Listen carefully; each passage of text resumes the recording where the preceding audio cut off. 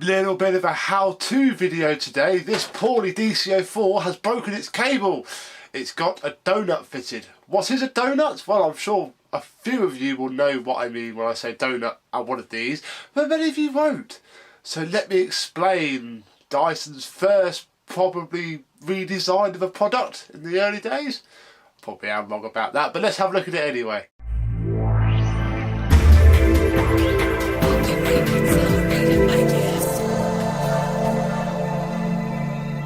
Hello my vacuum cleaner chums, how are you today? This is a bit of work that I have in, which I'm going to film to get a video out of it to show you what's what. However, before we get going, I noticed something this very morning when I got my lunchbox out of the car to go to work, and now I'm back here to do this filming. It is not just any DC04, it is a limited edition DC04 Marie Curie Cancer Care Edition for the meningitis research. These were sold alongside the normal range as a limited edition. Proceeds went to charity. The paperwork had drawings done by children who I presume had cancer or meningitis. And yeah, quite rare nowadays. I did have one. I got one actually with this exact same issue with all the paperwork several years ago. I don't think there's videos on my channel of it. Might be actually, but they're definitely a refurb done a Manchester vac. So I have had one of these, slightly regret selling it, but not completely because I don't really collect DC04s. But yeah, I thought this was just a bog standard purple one because I picked it up in the dark. But it is not, it is slightly different. But to all intents and purposes, it is just a DC04 Absolute Plus. And it's a DC04 Absolute Plus with a poly cable. Yes, it has one of these fitted, which is a donut. Now Dyson fitted these to the DC01, I think I've seen them on, DC04, probably DC03, and they were supposed to take the strain out of the flex. So when you pull, it flexes there. Great idea in theory. In practice, however, they do that and break up the wires internally, which is apparently what this has done. Now they took these off for the 07 and probably the later 04s as well. Here we go. So here's the actual donut itself with the rubber band that goes around it. Great idea in theory, terrible in practice because it breaks the cable. This apparently went with a pop and a flash and a bang, and that would have been that destroying itself. Very, very common. I think so. Dyson used to remove them and replace the cable when they used to go under warranty, and obviously stopped doing it completely. So we have to basically chop this down and shove it back in and hope it works. I'm hoping that we're not going to find anything else wrong with this. So the hose is absolutely fine. It's done the standard DC04 wand issue, which is a big shame because you can only really buy these second hand now. You can buy brand new ones. Manchester vacs sell brand new DC04 ones, but they're grey. So obviously it wasn't quite worth their while doing an entire fleet of colours just for weirdos like me to want. So here we go. In fact, what is this? It's not mine. It's not. It's got an air freshener in it that I put in. Well, one of my air fresheners, but I don't think it's one of my old machines. Doesn't really matter if it probably isn't, because I wouldn't have left the cable on it, and I sold mine to somebody in a completely different village to where I got this from, so it's probably just seen work by somebody else. We'll see if we can find any information out. Right, to get the cable off, I'm going to have to pause, I think, and dig around for... Oh no, here it is. Hang on. The DC04 switch removal tool, because to get to the cable one needs to take out the switch, and to take out the switch, hang on, let me just, I don't do anything, you know that, we'll just move the camera, there we go. There's a locking tab at the back. Now there is a fully 50-50 chance that the clip will break that holds the switch in place. but it hasn't normally, and I do this quite a lot. In fact, I even bought some glue with me for the eventuality. That bit there can snap, and obviously if it snaps the switch won't stay in, so you basically glue it back. But that is fine. So we have one on-off switch. Marvellous. That then enables us to undo the Torx screw that sits inside of here and allows the entire switch assembly to be removed. There we go. It's basically almost exactly the same as that DC04 switch video I did. You have to remove the same things to do that. So we'll unplug the two wires going from the machine, which sit over the top of the wires going from the mains cable. Pull out this from its little channel, and there we go, we now have this. And what we need to do with this is find some snips, and we'll cut it back here just past the damage. There we go. You also need to keep that part there, and it needs to go back onto the cable, which I will do first because of the amount of times I've forgotten. It's hilarious. Wow, there we go. Just from pulling that out, we can see the damage. Look, that live wire is in two. That's just the insulation holding that on, and you can see the burn marks within. So that's actually gone further up into the machine. That's not actually gone there. Well, it wouldn't have taken it long. So that is from where the cable's been bent around. Incredibly common. I've lost track of the amount of DC01s, 3s, well, actually, no, not 3s, DC01s and DC04s seem to be the worst. I've seen a few DC33s as well, but 1s and 4s, because it exits and obviously gets bent up and down. My lovely DC01 Absolute Plus came like that. So now we need to trim the new cable. Now take the old bit and measure, and then remove the insulation from the now fresh piece of cable. Bet this is going to need a flipping fuse as well now. There we go. Then we'll trim the ends of these.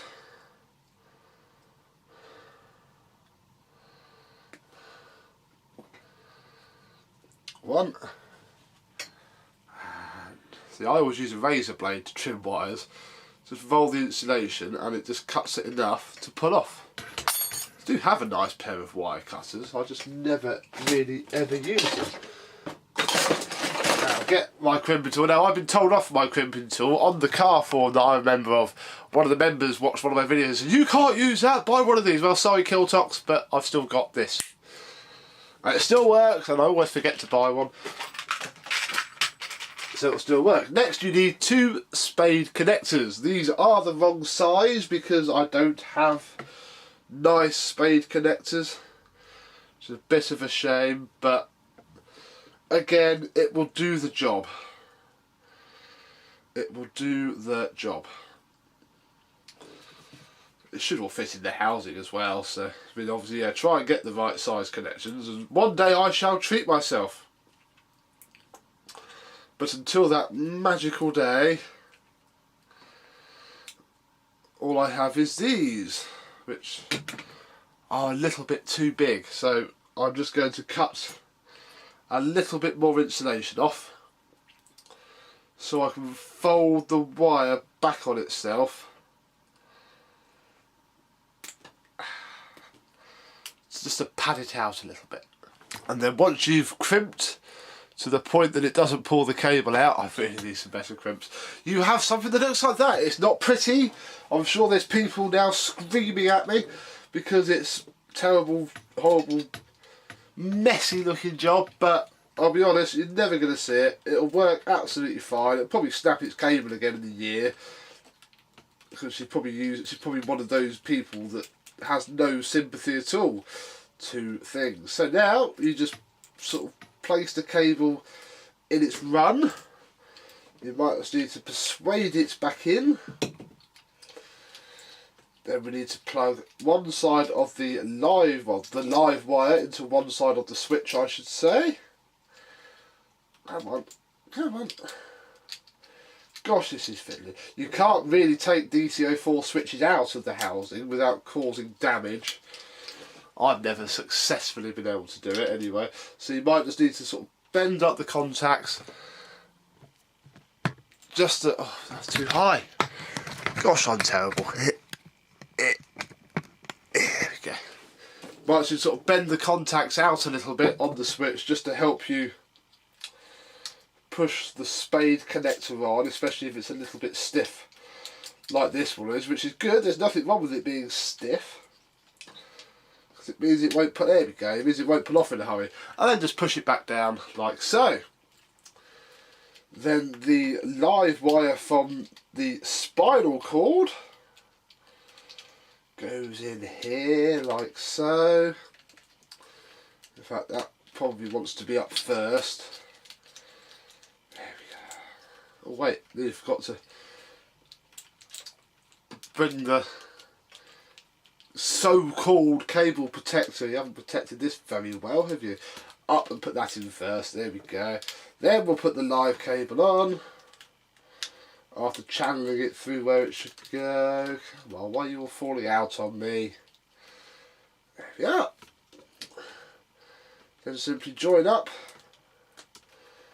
the neutral wires, and they can sit there. They probably should, if you've got a lick of tape, put a lick of tape around it, but that's so far out of the way of any connections, that'll be fine. And then just drop the whole thing, once you get, there we go, back in, and we'll do the little screw up, just because, although don't fit the switch top yet.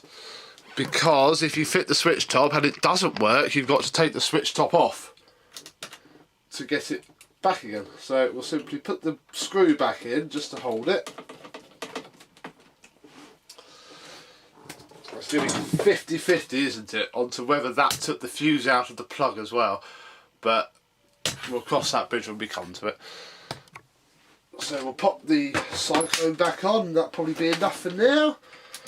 I'll turn the switch on the machine and we'll see if it explodes.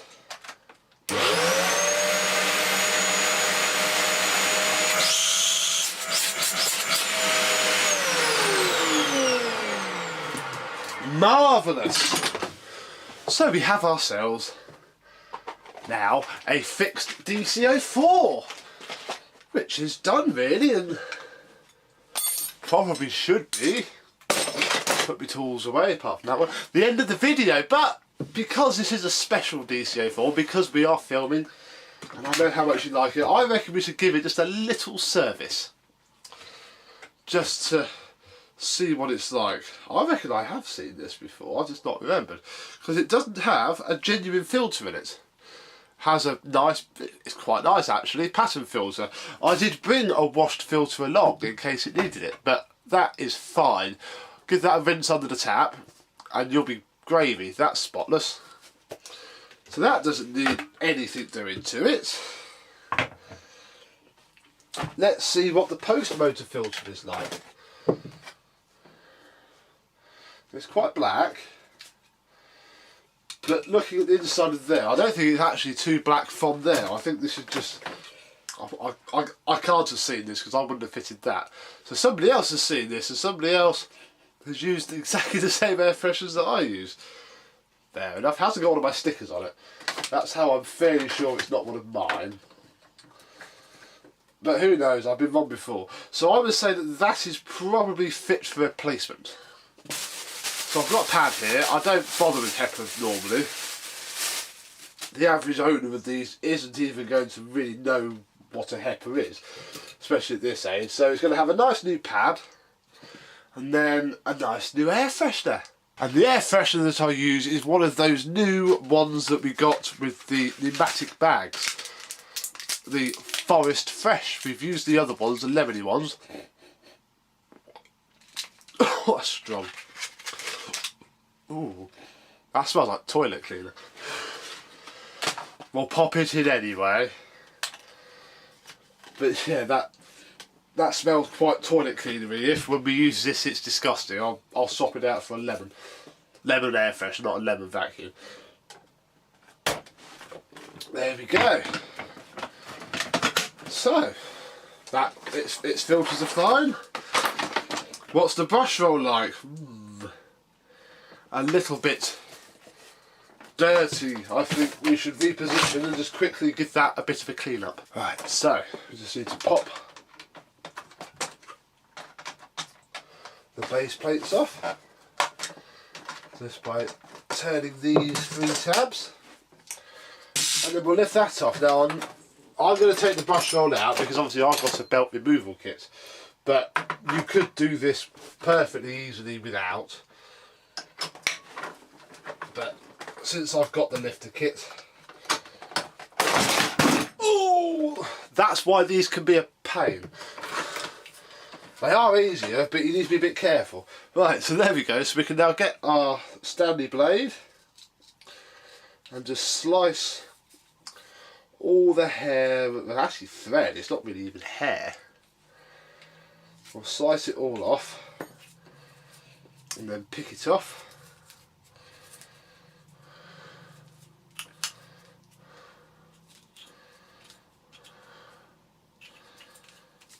There we go. 50-50 there, look. Clean side, dirty side. So again, we'll do this again. You'll probably need to do this quite a lot if you're, well, if you're a hairy person or if you sew. By the looks of this is all thread. There's actually very little hair on here at all.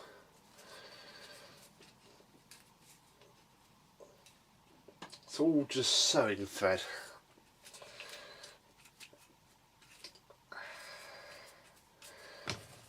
For this, and then just a little bit more to come off here on this side.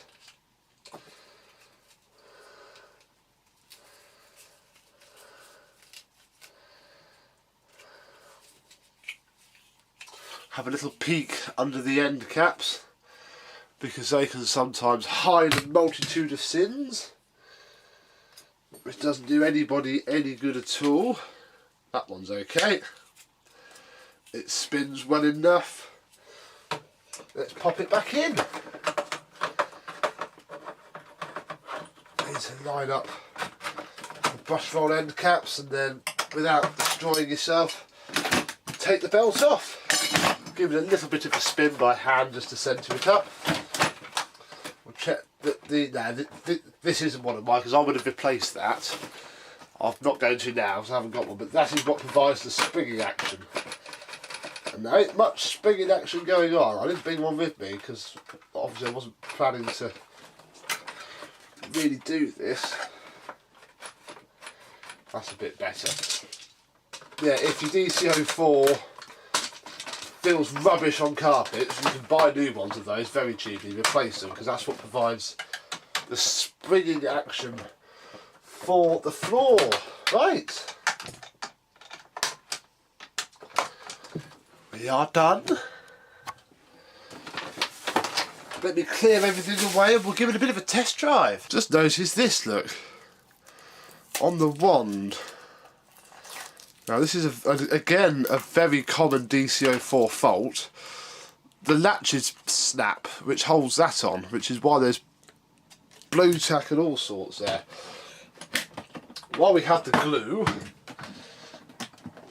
he says not being able to open this box, there we go. I think we should just give it a little bit of a clean up, don't you? Just because that upsets me. Such a lovely DC04. I mean, I'm not going to replace the one because I'm not being paid to replace the one, but that'll stop the tools from going on nicely. Not that there are any tools with this, which is a shame because they're quite rare.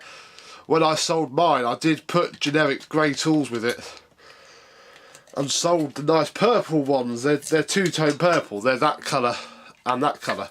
I sold those to a collector who had one of these, so at least they went to some use. Maybe I shouldn't have sold that thing. I quite like these, yeah.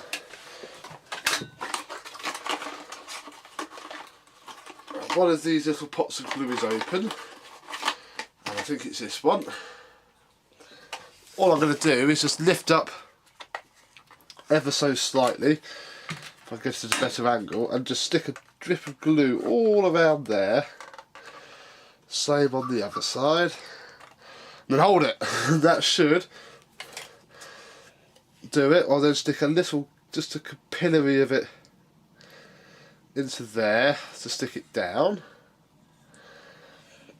We'll give that a few seconds while I put the glue away. Doesn't take long to dry this. This is Cubon. This is the best stuff I've found for Dysons. It's not good on everything, but Dysons and Hoover Turbo Powers, it's fantastic. It's about between 8 and 12 quid on eBay, depending on the seller you buy it from. I think I paid about £9. It varies. I paid £9 for that. And already, that is solid. It's not fully dry, but it's solid. I'll see if I can tidy that bit up at home later with some switch cleaner or WD-40. But for now, we can put the one back on. Or we can also fit the switch back on, which is, and it's turned on, so it is going to turn on. Just pushing it on.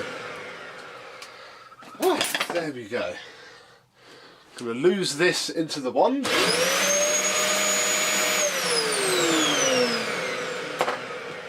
And we'll quickly do some vacuuming to check all else is in order.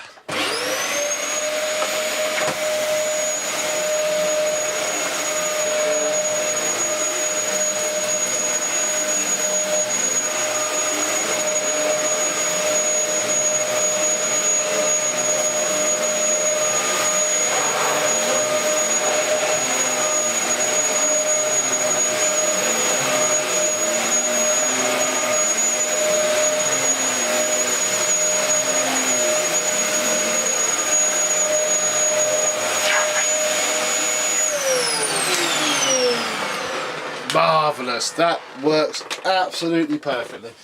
Nothing wrong with that at all. Especially now its cable isn't broken. So there we go, if you have a dead DC04 that went with a flash from the cable area, that's what you need to do. Simple as, really. I mean, you can fit a new longer cable while you're there. If you do it because the cable isn't long enough, you can buy meters and meters of 2-core, I think this is 0.75 or 1 works. You could buy 25 metres of it from Screwfix or Tool Station in the UK for literally a tenner. Although you need to be a bit careful about how much you can wrap onto the cord hooks. But you can certainly fit a long length of cable on it to save you doing it, really. That's where it's been just that little bit extra.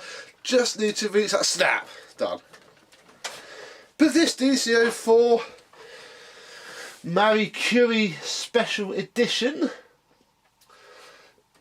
is looking okay, it's looking pretty lovely, and it's now working again. So, thank you very much for watching, and I shall see you soon. Bye bye.